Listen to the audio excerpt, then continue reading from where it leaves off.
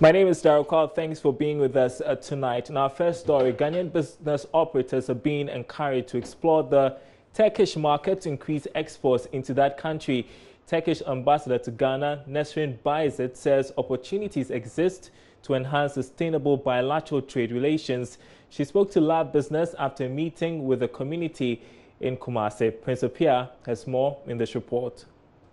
Turkey is ninth on the log of countries to which Ghana exports diverse products. Ghana, on the other hand, is 20th on the list of countries Turkey exports to. The country's exports to Turkey increased from $168 million in 2015 to $180.4 million in 2016. The Turkish envoy says increased trade is vehicle for strengthening the relations. If you look at our economic relations, we have ups and downs, but in the last 3 years it has been in an upward trend.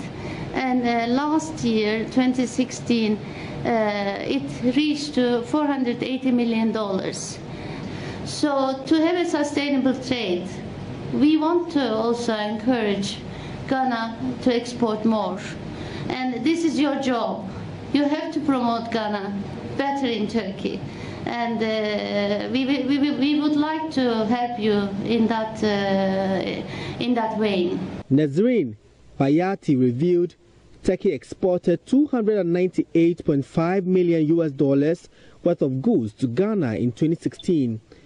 She particularly wants improved investment in agriculture and construction in Ashanti region, which is destination for chunk of Turkish exports. I understand that a lot of imports from Turkey is coming to this region, so there is a great potential. So I understand that this region needs a lot of infrastructure and also affordable housing.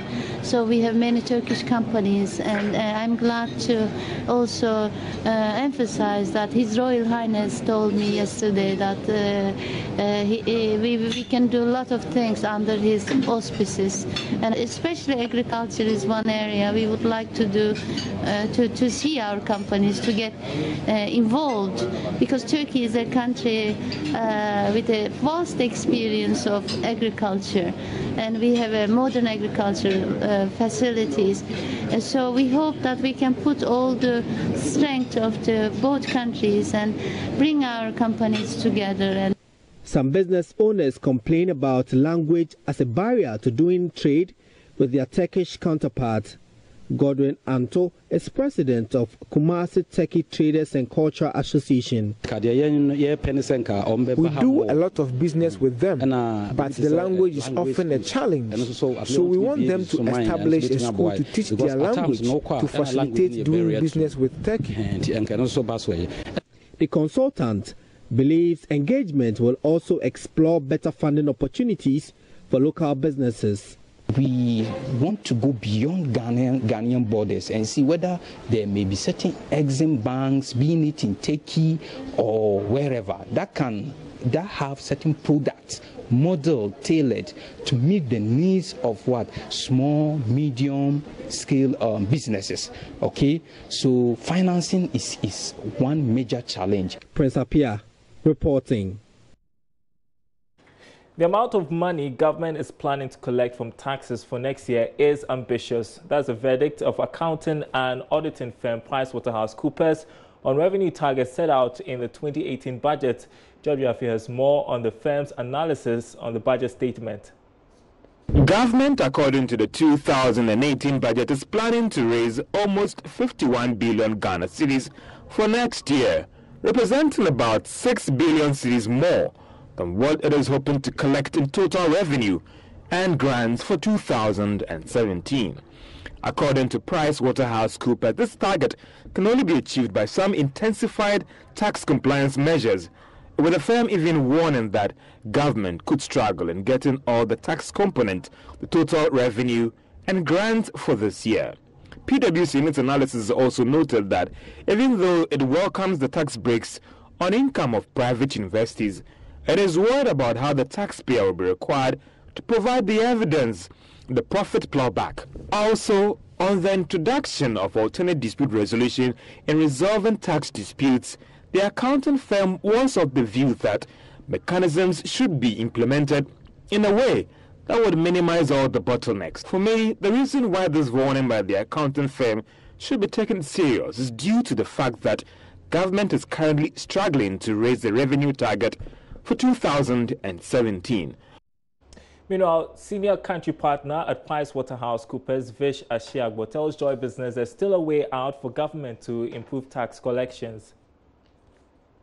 We think achieving those targets is possible, but it's going to take a lot of work. And when I say a lot of work, not just on government side, because at the end of the day, it involves a change in approach, a change in behavior. Again, not just in terms of the collection agencies, but in terms of taxpayers themselves, in terms of you and me, in terms of the business community, etc., and how we relate to government, and how quickly we pay our taxes, and how dutifully we declare our obligations, and all of that. So I think that whether that can all be done before the end of 2018, I struggle to say yes, but I think we'll make significant progress because it is a continuation of what we started in 2017. And what one would expect is that that implementation would accelerate over time. It has started. We have seen the beginnings of it. We are beginning to understand what it means, and therefore we're in a position to accelerate. So much as the target is ambitious, and of course when we say ambitious, that by definition means that we think that it will be tough to achieve. We think that it's not out of range, but it will take a lot of work. Do you think that the economy is also ready for this? Because there are some who are saying that who still argue that our tax GDP ratio is too low. I look at the Ghana Fiscal Service figures and we see how the economy is expanding, and you compare that to tax collections, and that's really, it means that still there are a lot of areas that we are not covering. How is the economy expanding? Is the economy ready for these targets that we are setting? Yes, absolutely, the economy is ready. I mean, I think you've made the point. You look at the level of tax being paid in this economy, and it's quite low. So that is speaking now to the other side of the revenue drive, which is enforcement of compliance and bringing people into the net, into the tax net. And the way government is pursuing that, based on the 2017 budget, based on what we see in the 2018 budget, is through the introduction of systems, procedures that allow you to identify who is where, who is doing what, who is making what money, who is doing what business, and therefore how much tax ought to be paid.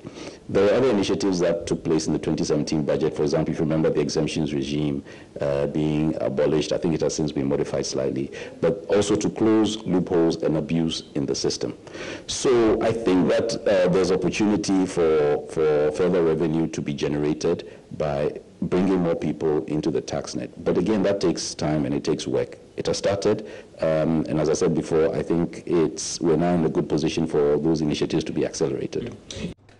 Well, still on taxes, government has set up a special task force to review and improve the country's revenue administration. According to Finance Minister Ken Ofori-Atta, this is part of initiatives towards finding a lasting solution to the country's perennial shortfalls in revenue.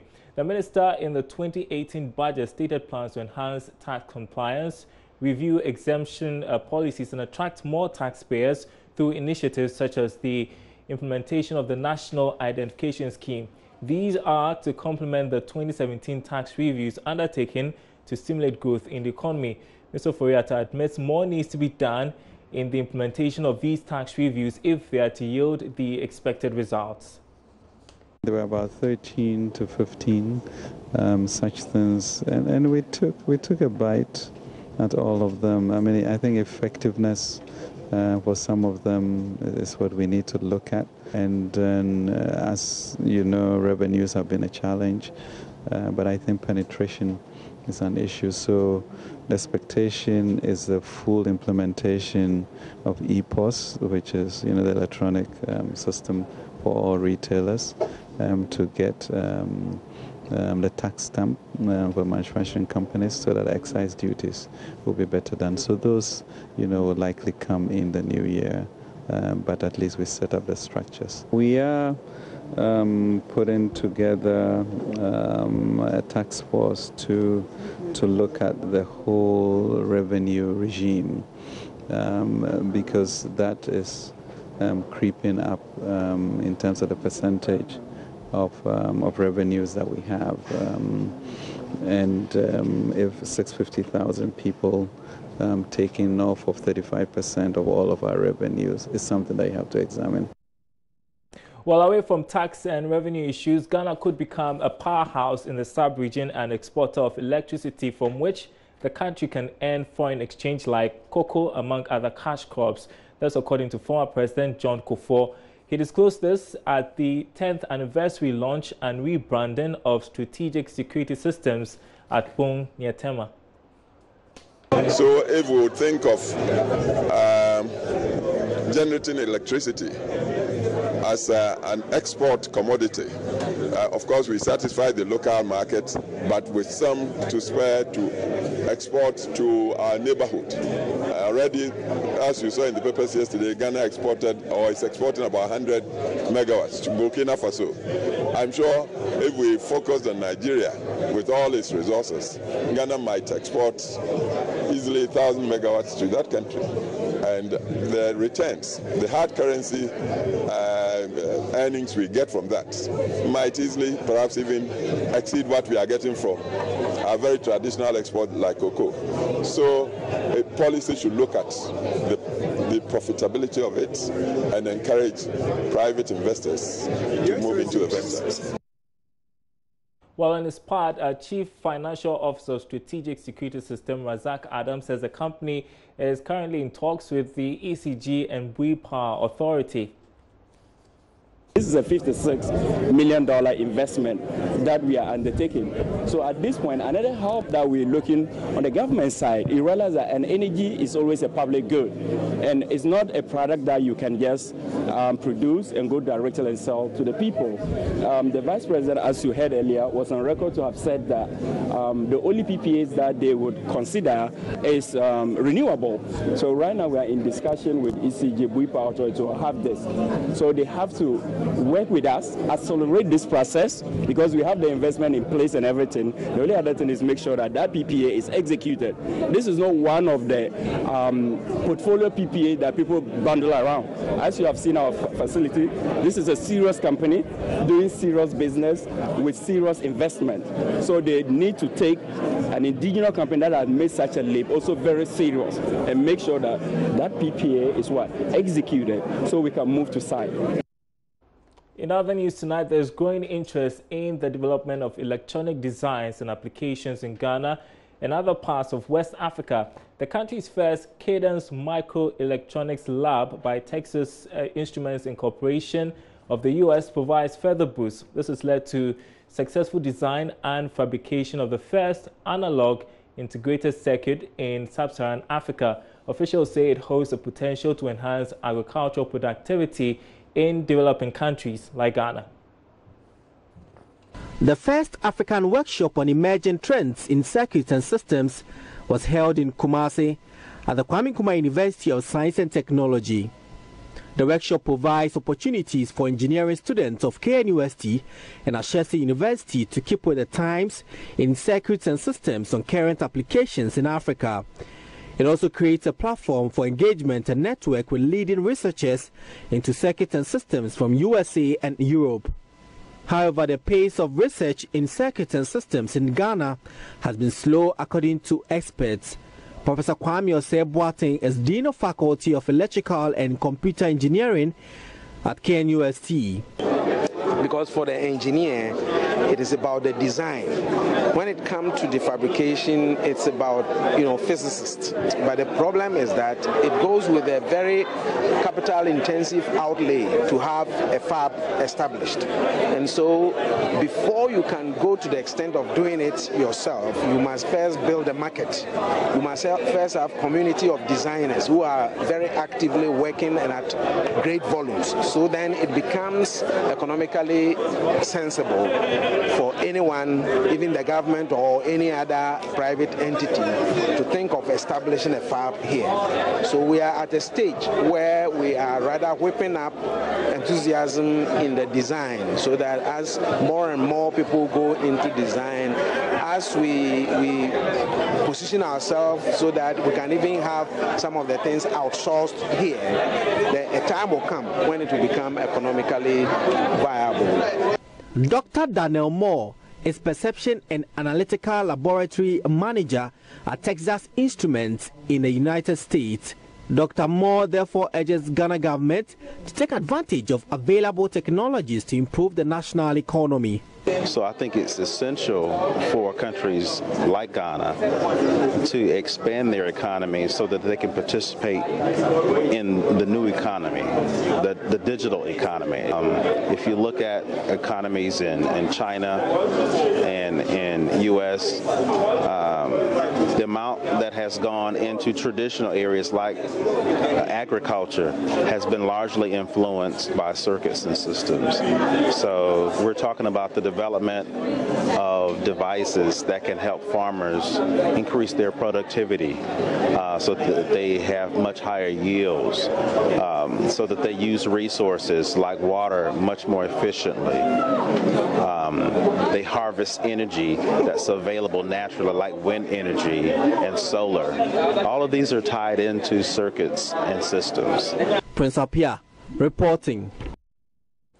And we'll remain in the space of technology a little while longer because I want to tell you about coding genius. She's 11 years old and she's already coding websites, different animations, among others. Chidera Nweka wants government to improve internet access throughout the country. She wishes to use coding to improve her chances of meeting directors if she ever becomes an actress.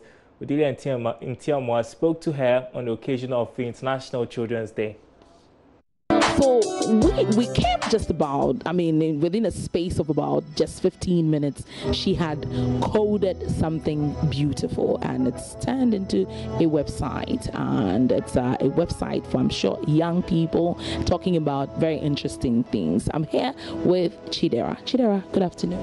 Good afternoon. So exactly what have you coded today?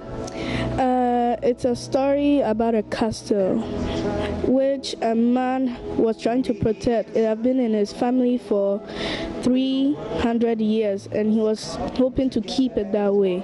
But the townspeople thought it was sorcery and tried to get rid of the castle. So why would you create something like this? Well, it was based on a cartoon I watched whilst I was with my sisters. This one, it gave me the idea because I had already created the castle using paint. And when I saw it, I tried to bring it to life by designing a website for it. So when you're done creating everything, then what? What are you going to use it for? Well, I'm going to use it to show that you can bring things to life even though they don't happen. So every day that you watch cartoons, you notice that all these cartoons have been created by people outside Ghana. Does this motivate you to become a cartoonist one day? Well, I'll not say I want to become a cartoonist, but yes.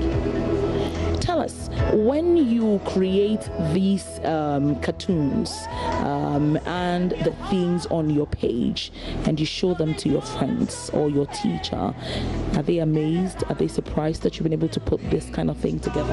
I've never showed them before, but I'm sure they'll be pretty surprised.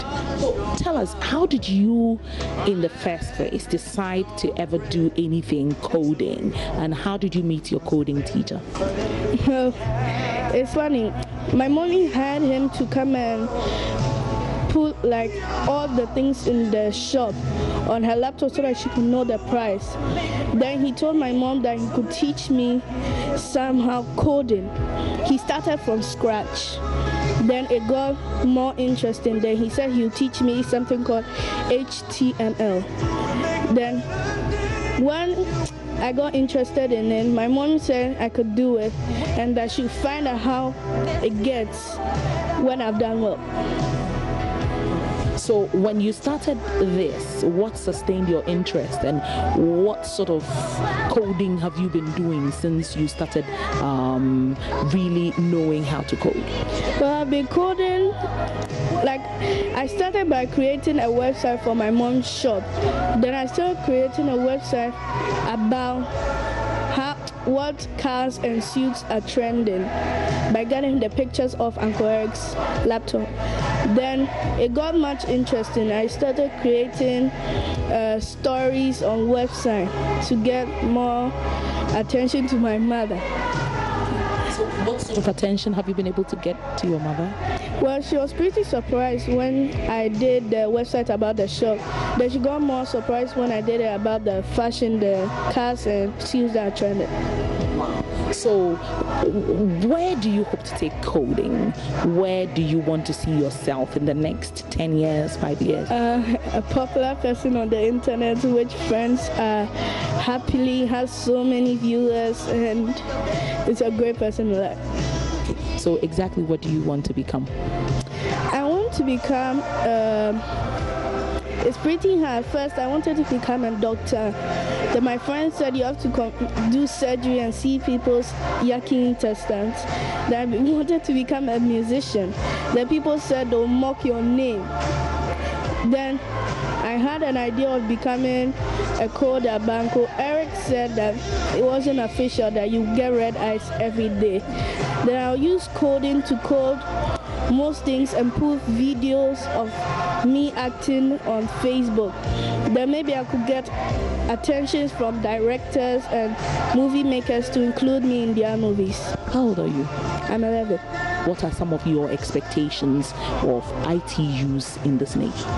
Well, mostly internet are slow in some parts of this country, but if I wanted, like, I would want the internet to be plenty for this country so that most people can go on websites, search, so that they'll see me on TV. Isn't she a genius? 11-year-old Chidera Nwaka. Well, I've got another genius in the studio with me tracking all the numbers. Bertha Tubiga with the latest from the stock markets, also tracking developments on the interbank market so far as the city is concerned. Tell us what you have right now regarding the performance of the city beginning this week. Okay, thank you very much. The city is still recording a year-to-date depreciation of about 9.42%. That means that's how much the city has lost against major trading partners on the interbank market, the dollar, pound, euro, and CFA. And if you look at the mid-rate, it's still around 4.39 for the dollar, 5.80 for the pound, and then 5.18 for the euro. So we haven't seen significant changes when it comes to the performance of the city by close of last week and even previous weeks. And if you look at what going forward, especially this week, what we're not expecting much depreciations. We're not expecting significant depreciations. If the city could lose against these major trading partners as we're getting nearer to the Christmas season, then it means that the demand for these foreign currencies is actually going to go up, and we could see some marginal declines of the city against these major trading currencies on the interbank market. Okay, so while we track that, let's shift focus to the stock markets. How are we beginning the week? Well, the stock market began this week on a very positive note, let me put it that way. We had 3 equities adding up to investors' capital with just one loser, and we had ETI being the sole loser on the stock market. It lost a peso to close at 16 pesos per share, and we had ADB adding 48 pesos to its previous share price of 4 Ghana cedis, 80 pesos to close at 5 Ghana cedis, 28 pesos, and it was the highest top gainer on the stock market after trading 30,000 shares. And you know, this was done by a sole broker. That's one brokerage house did this trade. So we had a buyer who was ready to buy at that price and a seller who was ready to sell at that price to the new buyer. So we saw 30,000 shares trade in ADB, move the price from 4.80 Ghana cedis to 5.28 Ghana cedis. We also had Access Bank going up further. Last week, we recorded some gains in Access Bank, and I talked about their financials, and we saw it go up by 3 pesos again to close at 4 Ghana cedis per share. Previously, we started the day at 3 Ghana cedis, 57 pesos per share. And GCB added 2 pesos to investors' capital to close at 4 Ghana cedis, 29 pesos per share. All right. Thanks very much for the update, Bertha, to be got there with the latest from the stock market. We'll round it all up on Friday when she comes with how things have fared throughout the week. But before we go, here's our interview of the day. The government, through the Finance Ministry and the Ghana Revenue Authority, will in the coming months be exploring best avenues to prioritize the use of technology to boost revenue collection. Finance Minister Ken Ofori-Atta has lamented the low rate of tax compliance, especially in the informal sector. But head of tax policy at the Finance Ministry, Daniel Adonua, says going digital will help make Ghana's tax regime secure and highly efficient.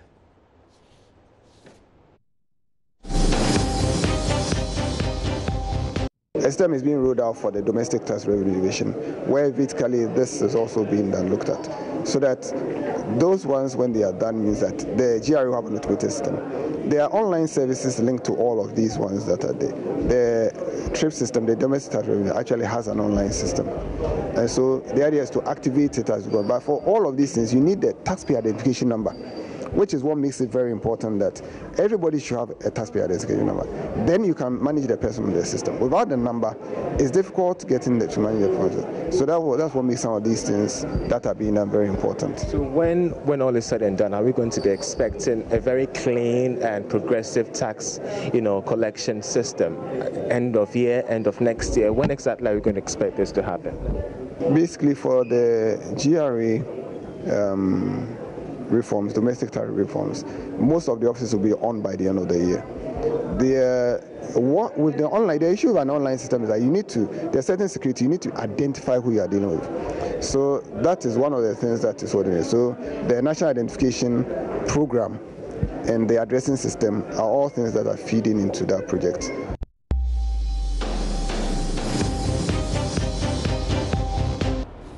And thanks for watching our program tonight. My name is Darryl Kwa. We are back same time tomorrow.